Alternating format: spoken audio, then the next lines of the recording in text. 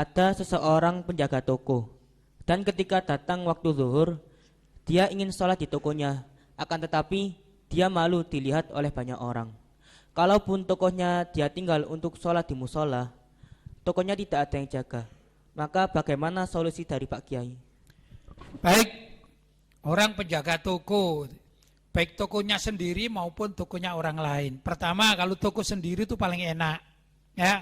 Kalau tokonya orang lain harus izin kepada pemiliknya. Kalau dia hanya sekedar pegawai, ya. Maka karena itu cari juragan itu yang bisa diajak negosiasi, terutama masalah ibadah ini, ya. Jangan asal mencari juragan. Kadang ada toko atau swalayan gitu yang pemiliknya tidak ngerti hukum agama, terjang saja gitu, ya. Bahkan sholat Jumat pun ada yang dilarang gitu. Ini namanya juragan yang tidak mengerti hak umat Islam. Kembali lagi begini, ya. Di beberapa tempat di Indonesia ini ada, di Malang pun saya melihat, bahkan di Ampel dan beberapa tempat itu begini. Ini di Mekah pun di Madinah dilakukan. Triknya apa? Kalau mendengar azan sholat, Allahu Akbar, Allahu Akbar. Kebanyakan ini azan zuhur dan azan asar, kebanyakan. Maka tutuplah pintu toko tersebut, artinya tokonya ditutup. Sudah tutup sementara di waktu sholat. Bila perlu dikasih pengumuman, ya, kepada para pembeli, dimohon maaf di waktu azan kami tutup toko ini. Begitu, ada pengumuman-pengumuman seperti itu, ya.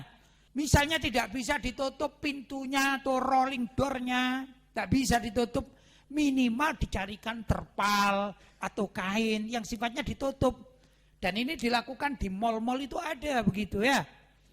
Nah, kalau di Mekah pun demikian. Nah, ini lebih aman. Kemudian ditinggal sholat.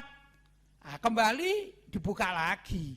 Begitu, ini untuk menyelamatkan akidah sholatnya tadi itu, ya. Dan biasanya orang-orang atau awam itu mengerti, oh toko ini kalau sholat atau azan pasti tutup, biasa itu. Paham, ya?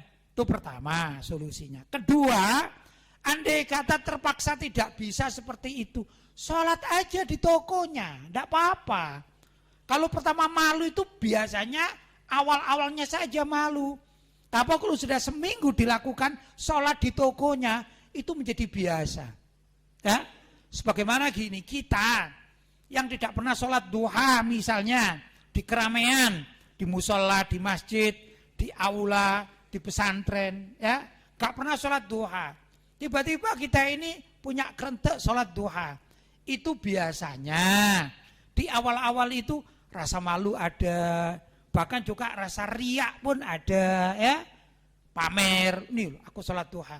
Tapi kalau setiap hari dilakukan, maka rasa-rasa malu dan riak itu sudah nggak ada lagi karena menjadi kebiasaan. Demikian juga sholat di toko sambil menjaga, ya. Dan masyarakat yang semula melihat, tapi karena ini dilakukan tiap hari, biasa-biasa saja, ya, maka perlu rasa malu atau rasa riak itu dilawan dengan membiasakan diri. Ini juga boleh, jelas. Tapi kalau dia ini pegawai, maka perlu minta izin dengan cara yang baik kepada pemilik toko agar tidak terjadi fitnah. Pamit, Pak, Bu, juragan, saya kalau waktunya sholat mohon saya akan melaksanakan sholat begitu sebagai umat Islam yang benar, ya. Tampakkan keislaman itu walaupun kepada juragannya. Fakulu syahadu bi anna muslimun.